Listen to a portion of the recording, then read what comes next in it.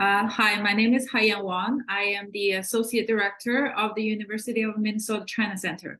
Welcome to the first event of our 2024 to 2025 Considering China webinar series. Thank you for coming to and supporting our event. Our webinar series will not be possible without the generous support from our community. And a special thanks to Jaime and Joseph Terry. Their philanthropic support of this program makes all the difference in the world. So thank you, Joseph and Jaime. Please consider supporting our mission by giving to the China Center through the link of the webinar announcement or at our website. Today, we're going to have a webinar on intercultural communication in China by Professor Hairong Feng. Following Professor Feng's speech, we will have a Q&A session. You may submit your questions through Q&A function at the bottom of your screen. And if you have any technical problems, please feel free to use the chat function and I'll respond to you there. Now, please allow me to introduce our speaker today. Professor Hairong Feng is Professor of Communication at the University of Minnesota Duluth. Professor Feng's research interests include supportive communication across cultures, politeness across cultures, and intercultural competence. Her publications have appeared in major communication journals, books, and encyclopedias, and she has received the top paper awards in her professional fields. Professor Feng served as the president for the Association for Chinese Communication Studies from 2014 to 2015, and faculty advisor for the Chinese Students and Scholars Association at UMD from 2016 to 2022. She currently serves as the associate head of the communication department at UMD.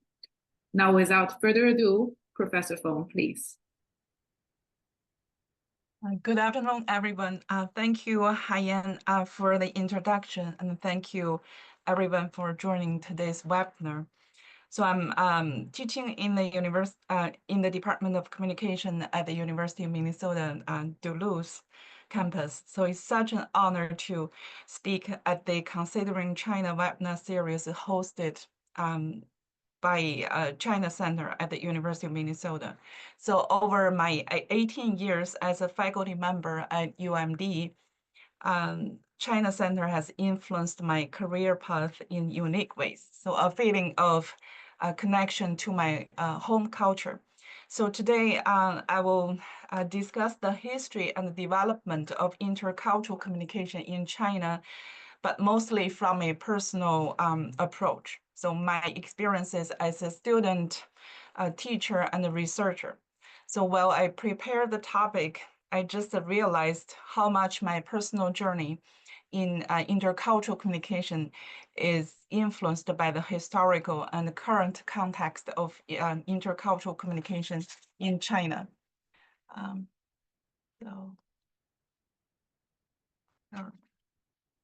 So I will start by talking about the historical context of intercultural communication in China. So after the founding of the People's Republic of China in 1949, China became increasingly cut off from most of the world. It was not until 1978 when the open door and economic reform policies set China on a new course to re-engage with the world. So hence, the need for foreign language teaching became a priority. Serious and practitioners of foreign language teaching raised the awareness of understanding its social and cultural knowledge while learning a language. So in the early 1980s, scholars focused on ways to teach language more effectively, communicatively, and in line with new research on Chinese contrastive linguistics, pragmatics, or second language acquisition. So here, a couple important leading publications on culture and language teaching in the 1980s. So the first one is a book by Xu Guozhang from the Beijing Foreign Language Studies University in the 1982, I think. It's a culturally loaded words and English language teaching. So the second one, the essay of my views on comparative culture by He Daoquan from Shenzhen University, highlighted works from US sociology and anthropology. So Professor He indicated that these works could enrich a range of language and cultural applications and develop capable professional or diplomatic communicators in China. So it was also among the first to emphasize the concept of appropriate contextual competence when learning a language. So I kind of talk about, okay, I'll start just by talking about my journey in intercultural communication and how this is just mostly corresponding to the intercultural communication development in China, the historical background. So this was in the 1980s, like that was the time when I started my college as an English education major in 1989. So my memory was we had intensive reading course which primarily focused on pronunciation, vocabulary, grammar, and the sentence structures. And parallelly, so we had extensive reading course which focus on reading a variety of English novels and English newspapers. So we watched English movies like My Fair Lady, Godfather, so Gone with the Wind, Sound of Music, and The Silence of Lambs. So we also had the elective course on Western culture. So so here the picture, you will see the book titled as Language and the Culture. It's actually when I was a junior in college. It's published in 1991. I think I purchased this book, and I don't know how it's kind of like unconsciously influenced like my academic career path from that nearly more than 30 years ago. So I brought this book with me, and then still the book is in my office right now. So it's kind of like a speak to at that time, so learning or teaching language is heavily influenced by its social and cultural knowledge as well. So in 1993, so I took the nationwide grad school entrance exam for English majors who wanted to pursue a master degree in teaching English as a foreign language. So we called it a TEFL. So I did my grad school from 1993 to 1996. So teaching English as a foreign language. So it was a collaborative program between Lancaster University in UK and Beijing Normal University. So among the many other courses, I just remember I took the social linguistic course, and during which I learned Palatinate theory. So by British scholars Brown and Levinson, so which the book on the slide you can see titled as Palatinate. So which later, the Palatinate theory became a bridge to my interpersonal and intercultural communication studies in the US. So in 1999, when I started my grad school of communication studies at the University of Illinois, Chicago, my professor, I think at one point, told me that part of the reason she recruited me was because she read my sample thesis writing, which used the Palatinate theory as a theoretical framework.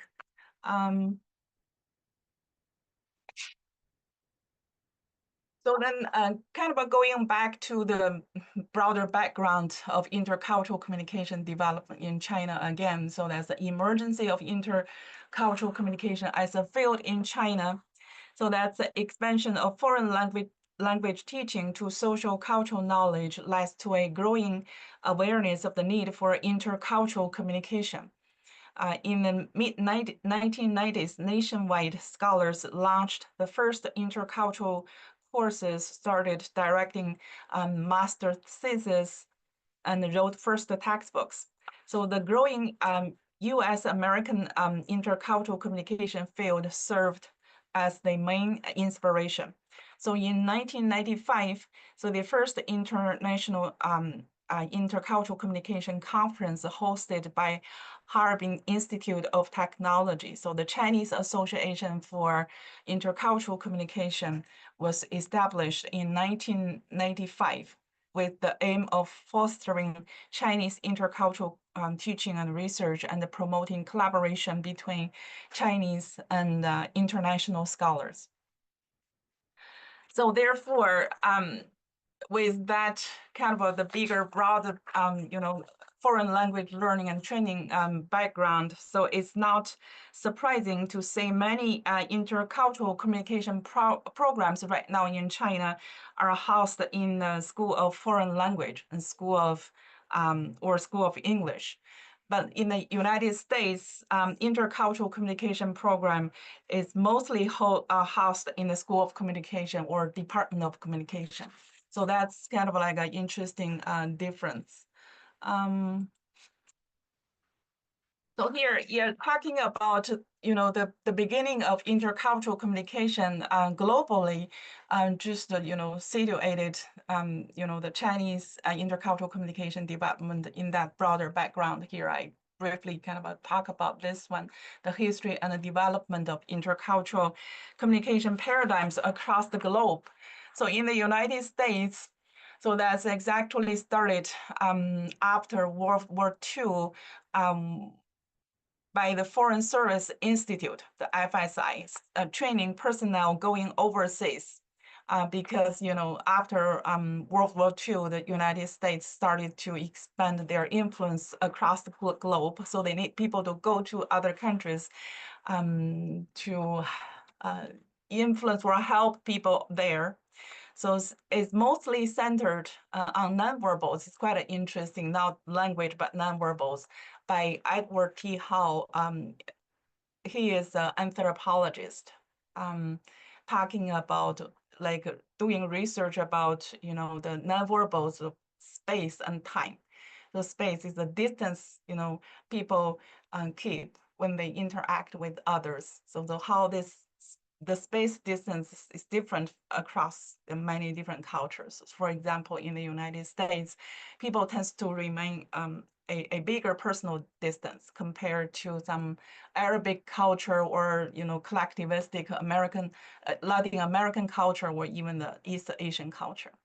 And then for time, the research he did just found like for the American individualistic culture, people tend to see time as a commodity. Time is money, so it's a pretty linear. You need to make appointment when you go to see the doctor, when you do the haircut.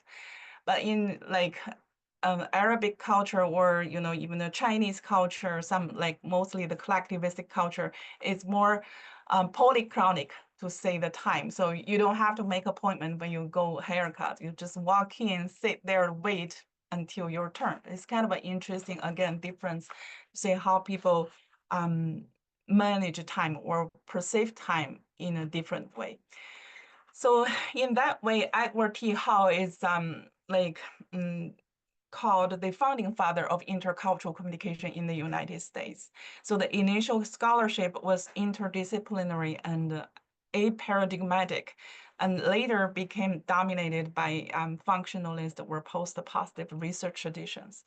And then in Europe, it's more centered on language and followed an interpretive research paradigm. So this is also really driven by the reality. So because in Europe, they're more small nations bordered with each other. One person could possibly speak 4 or 5 languages. So there's language or intercultural communication is quite a big issue there. So they started by research language learning, like language and culture, but mostly about cultural studies, field work observations is more from an interpretive like research paradigm. And then in China, kind of different from the US and Europe, it's more centered on foreign language teaching. So the beginning of intercultural communication is started by foreign language teaching and training, as we just talked about. And then intercultural communication competence as a main or the key point in intercultural communication. Yeah, okay. So that's back to my own like the story or journey in intercultural communication, which corresponding again to this bigger, broader historical background. So I came to the United States in 1999, so at the University of Illinois, Chicago. So there I took my first intercultural communication course and also was a teaching assistant for the undergraduate intercultural communication course. And then in 2001, I joined Purdue University as an interpersonal communication major. So, and then did my dissertation on comparing Americans and Chinese about their social support belief and intentions to see the similarities and the differences between the people from these two cultures about their perceptions of social support provision. And then since then, I have conducted research on supportive communication across cultures. So that's my primary research area. But and then in 2014, so that's nearly, I think, the 8th year when I started, after I started to teach at University of Minnesota Duluth, the Department of Communication. So I designed a course of intercultural communication. So and then in 2015, I started to teach that here at UMD in my department. But then in 2019, I had the opportunity to teach a summer like international communication course in Shanghai, and later from 2021 to 2024, I taught intercultural communication at Renmin University of China in Beijing. And then at the same time, so it's kind of parallelly in 2019 to now. So I participated in a collaborative research project on intercultural communication competence. So in the next kind of parts, so I will just talk about my, some of my teaching about intercultural communication in China. So this is the summer intercultural communication group in 2019 in Shanghai. So majority of the students were from the joint program between Shanghai Jiaotong University and Paris Tech Elite Institute of Technology. So students studied at Paris for a year, and then they wanted to know more about the intercultural communication theories and the skills so they can survive better. So this is also the very first in-person intercultural communication summer course I taught in China. And then this one is this past summer, the 2024. So I taught at Renmin University of China about the same course, intercultural communication. So here I have a few student projects. So those projects, I think in some ways embodies the major intercultural communication issues in the Chinese context. Some are, I think, are similar to the United States context, some are very different. So here, this one is about ethnic marriages. So the Chinese ethnic studies are diversifying. So the interweaving of mainstream culture and minority culture construct a broad research space for people who are doing intercultural communication. So this study examines the evolution of marriage customs in ethnic minority regions by analyzing their oral histories. So it applies the material, institutional, spiritual theory of cultural structure to explore the intercultural communication of 3 different ethnic groups in China. So what are the characteristics of marriage customs of Tujia, Hui, and Korean ethnic groups? So this project is about the inheritance and change of biculture of the Dai-ethnic group in Dehong Nancun village in Yunnan province. So in a narrower sense, Bai means the road to the Buddhism heaven, which has a lot of religious meaning. But in a broader sense, biculture embodies celebration, entertainment, and social gatherings, which has more secular or the worldly features. So the biculture gradually becomes more commercial and entertaining and starts to lose its original meaning. So the government and the local community are trying to recover and rebuild the original by culture.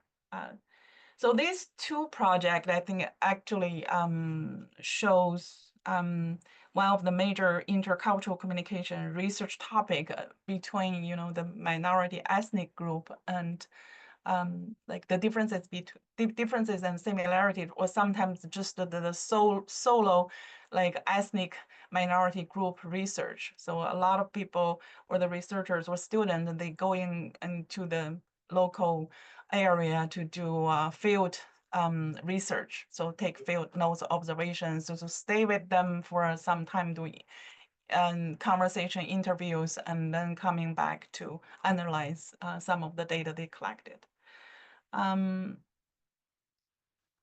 So this one is kind of symbolize another major topic, or the intercultural communication topic in the Chinese context, the differences between rural and urban China. So the study is about a village town in the city of Beijing. Because of the rapid development of the city, the original rural village surrounded by the city gradually becomes a part of the city. So here is the birth of the city village town. The city village town still maintains features of a rural village, such as building styles, community structures, and lifestyle. However, the traditional the rural cultural village values, they face challenges in the process of urbanization, such as value clash and the identity change, or trying to find their newer identities when there is a lot of new things coming in from the urban city. So this is, again, another major topic for research in the Chinese intercultural communication context. So this one is, it's about the food and drink culture. So that's also quite a big topic for research about intercultural communication in China. So this is a topic on drinking table sitting culture in Shandong province, where Confucian teaching on proprieties is influential.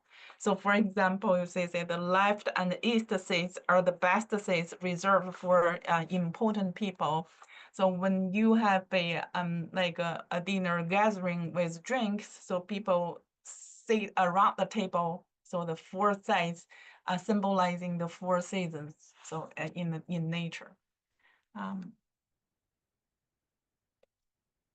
right. I think then for the next, so this basically kind of a few of the projects, or how the students in the intercultural communication class in China that do their research.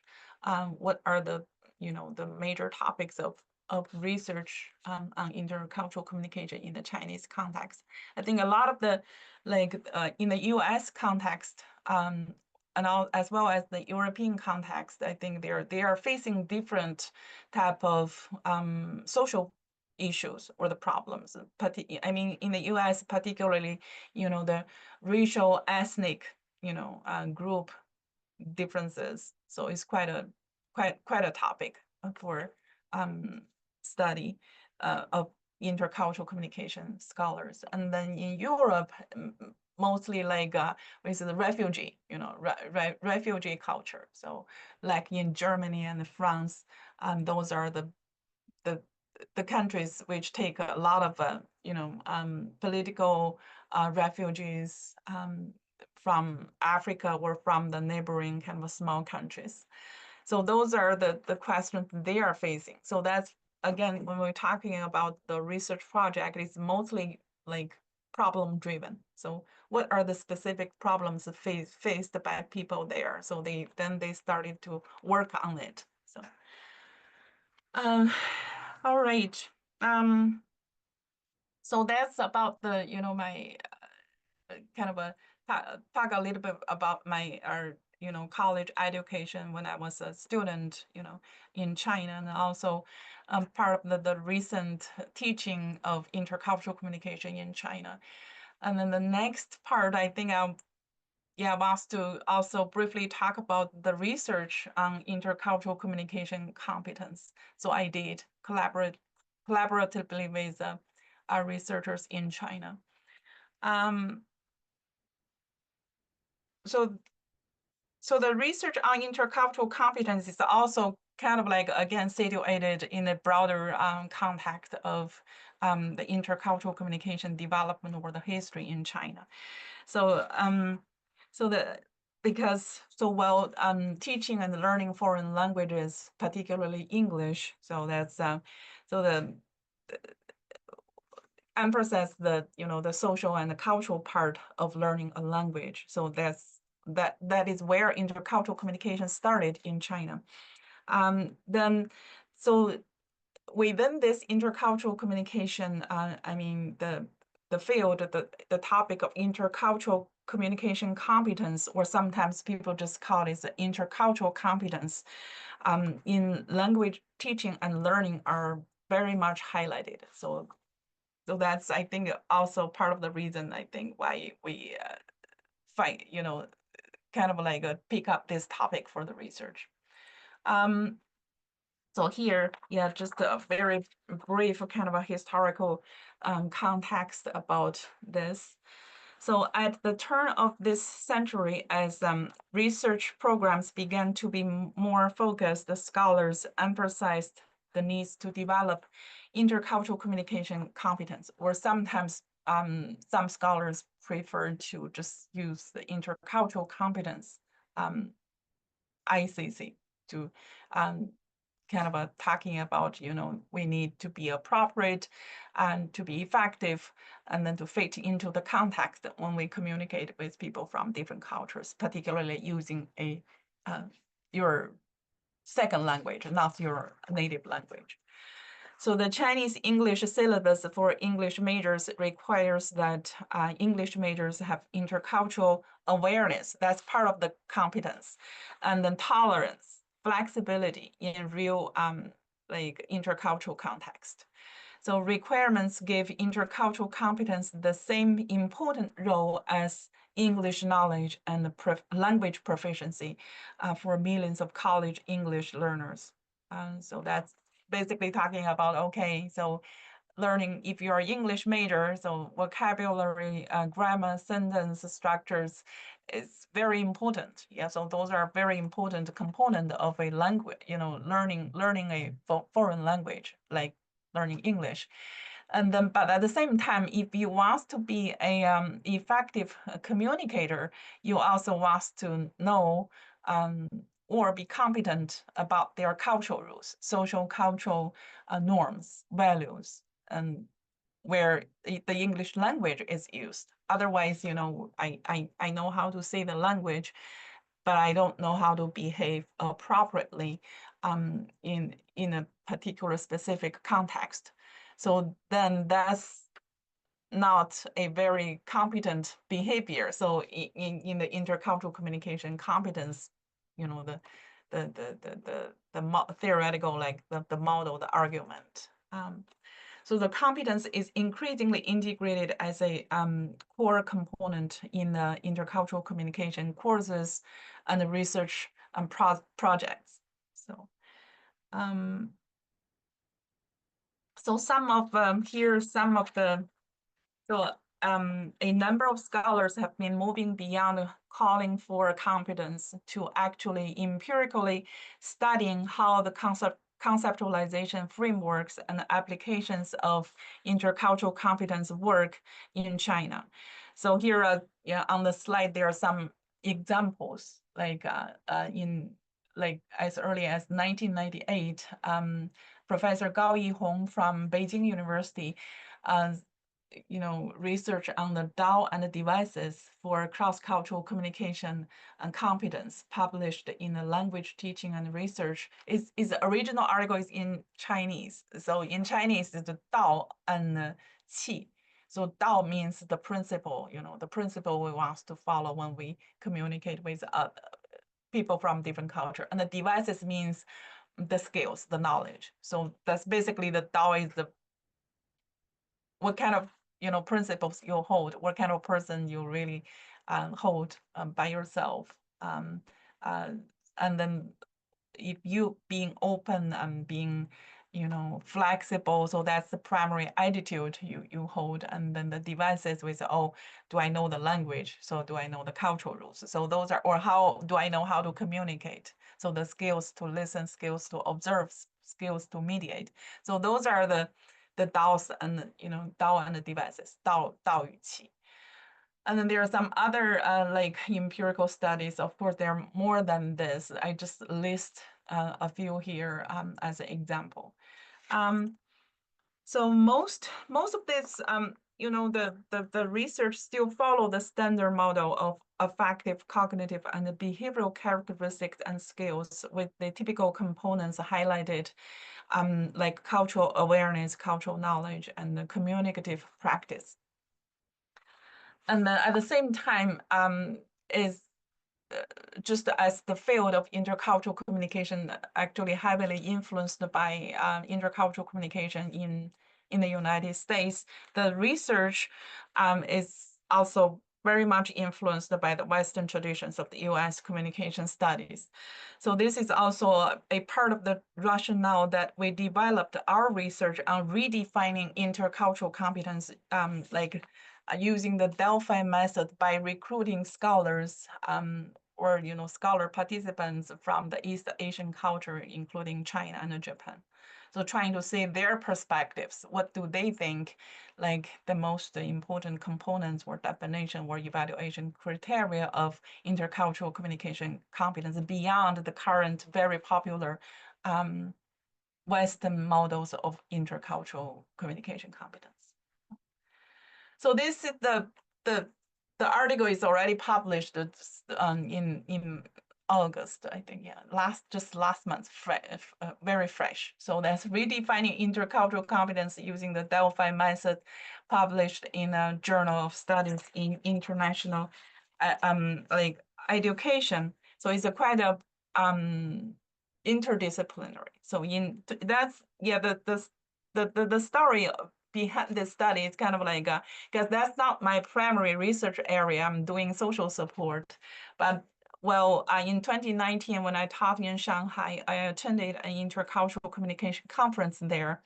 So this was the time this research on redefining intercultural competence using the Delphi method started.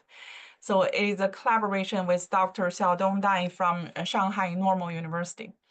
And then our research employs the Delphi method to identify definitions, key components, and evaluation criteria of intercultural competence. So the Delphi method is an iteration of anonymous questionnaire responses to achieve consensus among participants. So it is particularly useful in dealing with the complex and much debated issues such as intercultural competence. So it follows the rationale that more heads are better than one. So when there is not a real consensus about what do we mean, what is the definition of intercultural competence, so using a Delphi method, so we can collect multiple ideas on this particular topic.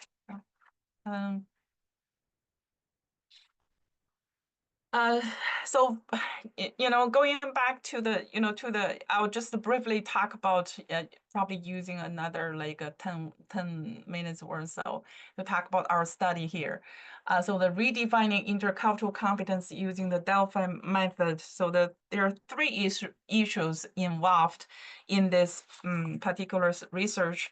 So the first one is defining the meaning of the construct of intercultural competence, and then identifying its components, and then identifying evaluation criteria of intercultural competence.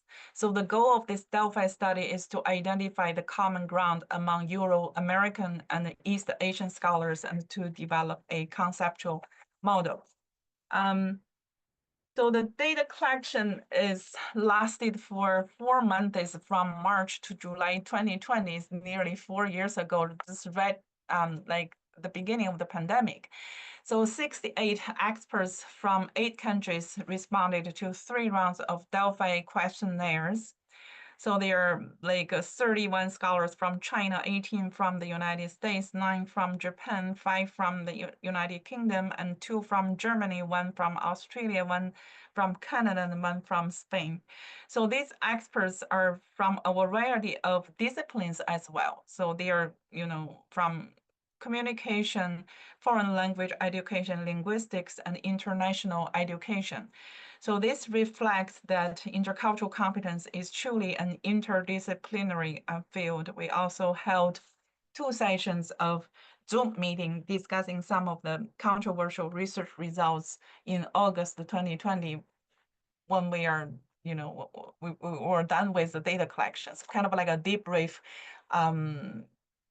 about the research process with the participants. I remember there are like 40 like scholars attended the 2 Zoom sessions. So here, briefly the results here. So because, go back to the 3 components of this research. The first one is the definition of intercultural competence. So this study aims to obtain a culturally inclusive and widely recognized definition of intercultural competence. So in the first round of the Delphi survey, panelists proposed 64 definitions. So 37 survived into the third round survey, and 6 received 80% or higher agreement among the participants. So for the second round, so we use a 1 to 4 scale. Anything let's say in general above 3.0. So we put them into the third round. Third round is a accept or deny. So yes or no, just choose one. So between the 2 things. So then it's kind of a false, the participant to narrow it down to a specific like definitions. And then here, there are 2 examples from the 6, highly agreed or the definition of intercultural communication competence. So the ability to behave and communicate appropriately and effectively in intercultural context, and the ability to manage communication and relationships with individuals from different cultural backgrounds in a way that is sensitive to the potential impact of different assumptions, norms, and values on behavior and the interpretation of behavior. So the second part here, the specific components of intercultural competence. So we try to identify the key ICC, the intercultural competence components that are often applied in communication and widely recognized by scholars from diverse cultures. So the panelists proposed 195 items at the first round, so including attitudes, knowledge, and awareness, and behavioral skills. So 111 items survived into the third round survey, and 40 items received 80% or higher agreement among the panelists. So the components identified here are there like 20 attitudes items. So for example, the tolerance of ambiguity, openness, mutual respect, and then 12 knowledge and awareness components, social cultural knowledge, understanding the complexity of culture, and just the two examples here. And the 8 skills component, so for example, ability to adapt and adjust, active listening, ability to observe, ability to mediate. So the attitudes were most emphasized, followed by knowledge and awareness and skills. So these components include like personality traits, so interactive abilities and the relational abilities.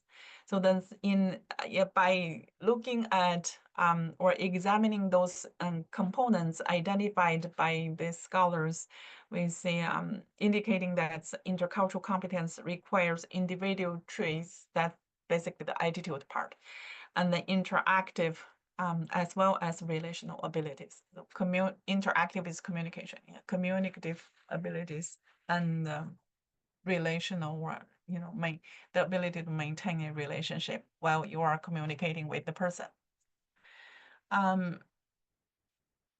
So the third part is the evaluation criteria. And so we try to identify the important and widely recognized intercultural competence evaluation criteria among scholars from diverse cultures. So the panelists proposed 41 items, some of which were abstract and others were fairly concrete. So 22 items survived into the third round survey, and 5 items received 80% or higher agreement among the panelists.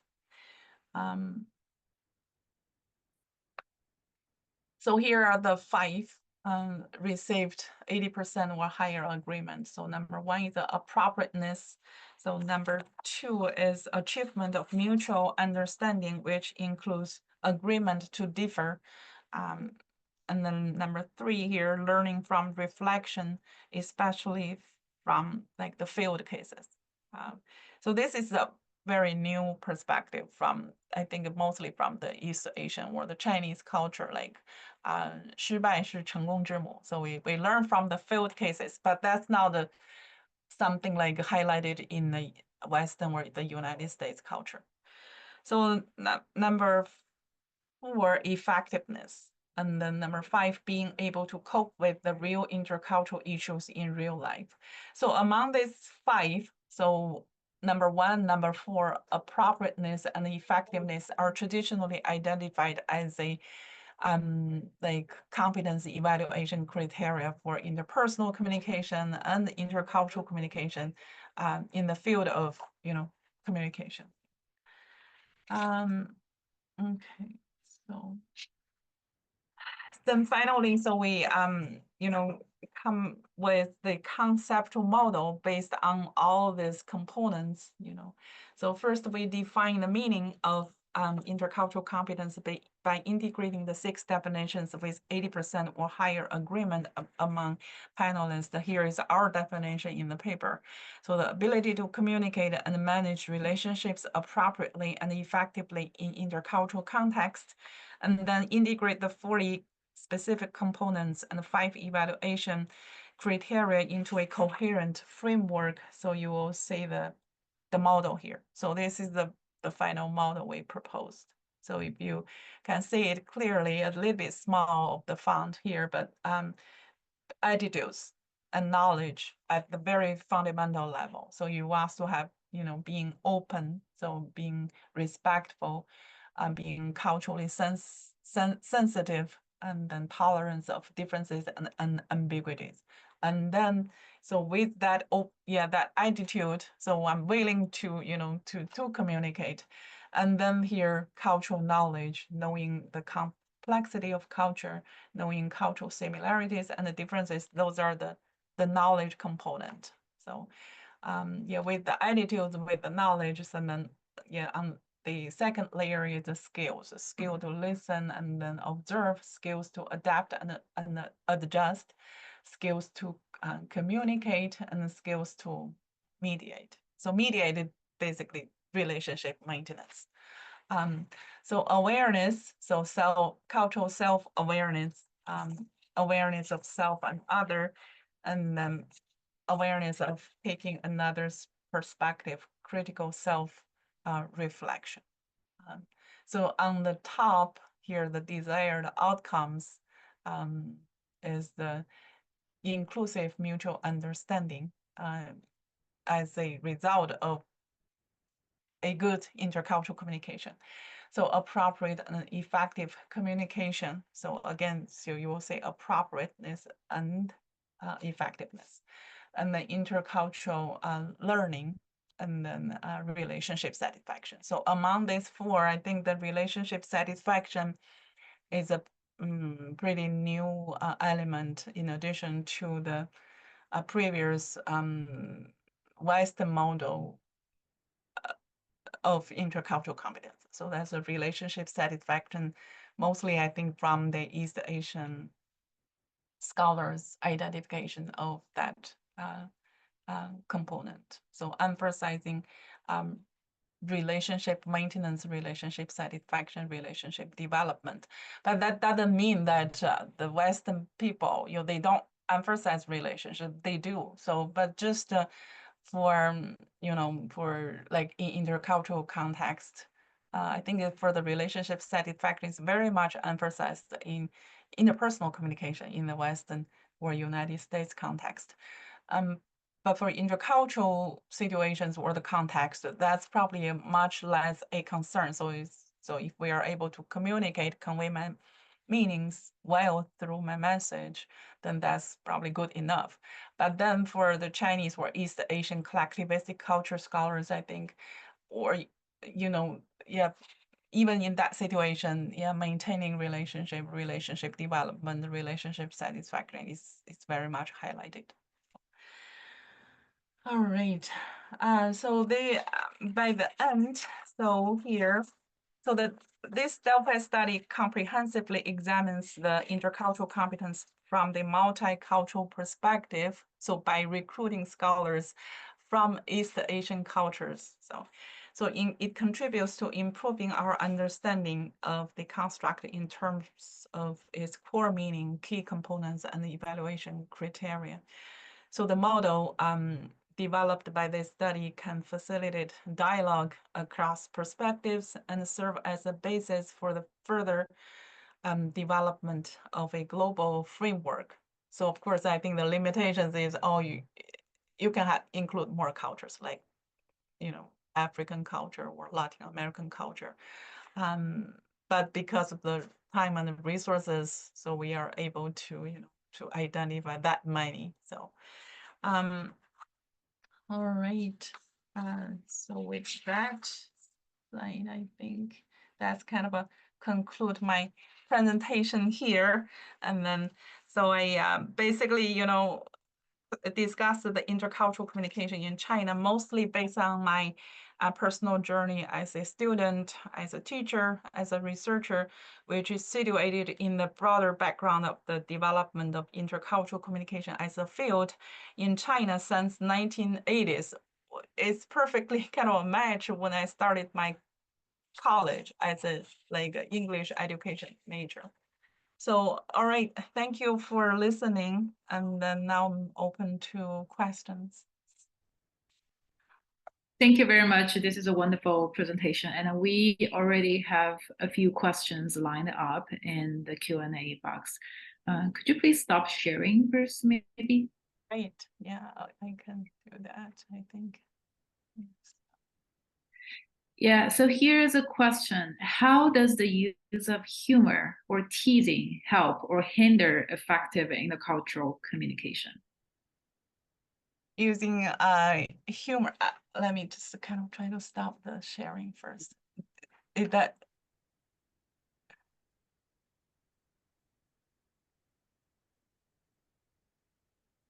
So did I stop the sharing? No, maybe I can stop No. sharing. Okay. It stopped? Yeah. All right. So Okay. I'll repeat the question. Sure. How does the use of humor or teasing help or hinder effective intercultural communication? All right. So that's kind of an interesting question. How do they use humor or teasing as, either facilitate or, or like block, the intercultural communication. So so that's really back to, the intercultural competence model, or what we emphasized in the research across both here, the US and China. So they're talking about the contextual appropriateness. So context could include, relational context. If you are close to this person, so you know this person well, and then that particular topic is fit, the humor or the teasing, and so in other words, the conversational partner is not going to be offended by this humor or teasing. So then, yeah, so that's going to help for sure. I think that so when we talk about in general, communication is very contextual, is relational, it really depends on the specific context. So that's why we talk about social, cultural norms, values, knowledge is so important beyond the language itself. So we want to know how people, develop their social norms. So if the humor, appropriate to this particular context or not, it's very contextual. Yeah. Thank you. Here's another question from our audience. Are you aware of the cross-cultural work of Dr. Joseph Mettenhauser, who is a long-term foreign student advisor at the University of Minnesota? Oh, really? So not very much. So any of the particular work, Yeah, actually, I can share the link in the chat box. Yeah. Yeah, I think yeah, all right. So when I search the PDF, so Yes. Or if you like, you could have a look and then maybe follow up with yeah, the. so that's it's going to be very beneficial or helpful. But I think when I was in China attending the conference, I think I heard some of the the scholars in China. So they were the student from University of Minnesota. So for the cultural communications, so they talk about the valuable experiences, and then they had at the University of Minnesota. So as a student, so Okay. Yeah, so this same person is asking another question that I'm not even sure if that's within your research interest, but it's an interesting question. So it says, what can you share about the Cultural Revolution that will be helpful for Americans as we sort through our own ongoing cultural wars within American society? So when I'm trying to clarify, when you talk about the Cultural Revolution, do you refer to the 1916? I assume so. Yeah, 66. Yeah, the 10 years. Yeah. So, that's quite a question. So I kind of got that idea, the Cultural Revolution back to nearly like let's see how many years ago, 60 or 50, 50 years ago in China. So I can see that the sources or the nature of the cultural movement or the Cultural Revolution, when we compare it with what is going on right now in the United States, I know mainly we refer to, okay, like say, Black Lives Matters, right? And then particularly since the pandemic, where the word, people's rights here. I feel like so if we try to understand the Cultural Revolution or the beginning or the reasons or the causes of Cultural Revolution in China, I feel like it's fundamentally different, from what is going on here for the cultural, what we call Cultural Revolution in the US right now. It's more about here, if I understand more correctly here in the Cultural Revolution, we saw it's more about, let's say, freedom, liberty, human rights, right? And particularly under It's kind of hard to be comparable. yeah. And then for China, the Cultural Revolution is a lot more political. It's about power struggles. I think that the beginning of it is just when Chairman Mao think about we needs to have more power control, more power. About the newly established, the government, the rulings. I feel like, for my personal opinion, I think it's very much different. Yeah. Okay, let's move on to the next question. Regarding the intercultural competence definition in your research, how do you view the role of one's ability and willingness to adjust their knowledge, attitudes, or behaviors in order to adapt to and engage with others? It seems that this is not emphasized in the definition. Would you consider such adaptability a core component of intercultural competence? And in your view, how does intercultural communication intersect with diversity-sensitive communication? Could you repeat the first part of again, kind of a long? Okay, I can break it down. It's a long, very long question. The first question is regarding the intercultural competence definition in your research. How do you view the role of one's ability and willingness to adjust their knowledge, attitudes, or behaviors in order to adapt to and engage with others?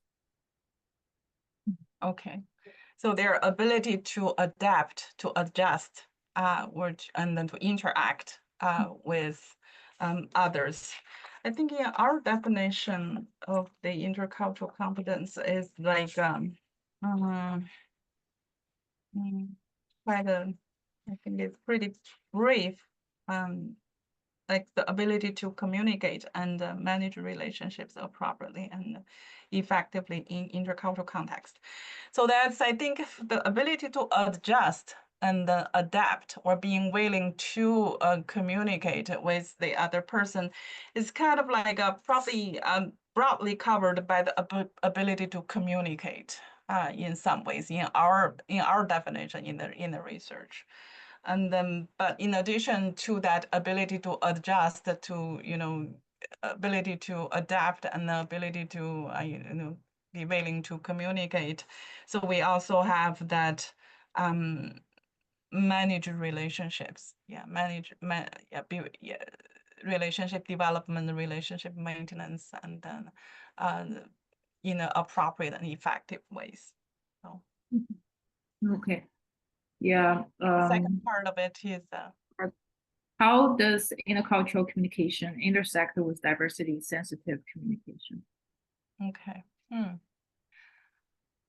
That's I think another good question for intercultural communication in a broad way. So sometimes, for what I talk about, because my primary area is interpersonal communication. That's more basically about interpersonal communication from the intercultural perspective.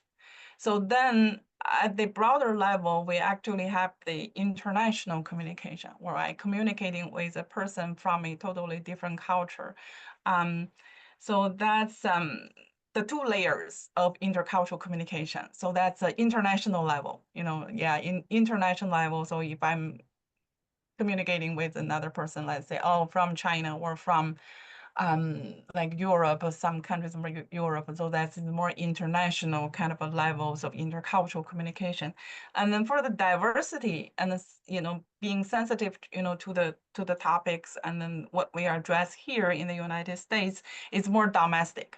So we call it a domestic diversity, particularly, that's reflect the specific context and the issues we face here in the United States. Is mostly about the racial problems, I think. So there's we call the race matters. There are 8 categories actually identified by Dr. Brenda Island. So gender, race, age, ethnicity, class, sexual orientation. Right? So it's quite an issue in the United States. Maybe not in other places. So that's the domestic diversity is just a part of the broader level of the intercultural communication, domestic versus international. Can you share whether there are new themes of interest or study within China based on generational differences? Yeah, so the generational differences actually, I kind of just delete one slide from the student project. It's actually not only student research. When generational gap particularly refers to, the younger generation who are so good at the technologies, the social media. So they trying to help their grandmothers, or so to use the social media app. So there's some kind of a research about that. So that's a very, I think, part of the important part of the intercultural communication research in the Chinese context. So the senior citizens or, the grandmother level, so how they actually, some of them, so how they use social media to entertain themselves, to expand their social networks, and to reduce the loneliness. So And then also I think the particular the project the student focus on. Yeah. So how elderly people using social media to improve their well-being. Yeah, thank you. Well, I know we're at time. Here is one last question from the audience, asking, are your studies and your conceptual model available to others? Oh yes, it's in the article. So if you search like in Google Scholar or ResearchGate, I think something is out there already. It's called the title is Redefining Intercultural Competence using the Delphi method. Journal of Studies in International Education 20 is online and published already August 2024. So Okay. it's in the article. Okay. Well, here is another question, but a comment saying, thank you for your presentation regarding the question about Professor Metzenhauser. In my experience, the fields of international education and intercultural communication have remained a fairly separate area of research and theory. It will be great to combine more in the future. Yeah, yeah. So it's great. It's such a great point, I think. So again, for my personal kind of the research teaching area, it's more about the interpersonal approach to intercultural communication. So I know the international level, there's a lot more broader level, like for example, in China, so there's the things right now is what is going on is how to tell, the audience in other countries a China story. How you can craft a China story to the international the global like areas in different parts of the world. So that's I think it's more at the international level. Rather than the interpersonal approach to intercultural communication. But still I think in general, like, so people trying to label it still as intercultural communication. So, Okay. but it's more kind of a broadly government-based, I think. There's a lot of resources, money invested in that area, like the CGTN. So there is even the TV channels particularly targeted as telling a good Chinese story to the world. Yeah. All right. Thank you very much. This was a great presentation and a great discussion. And then thank you everyone for coming. Our next Considering China webinar will be on October 9th, given by the famous journalist Peter Hessler. So see you then. Bye-bye.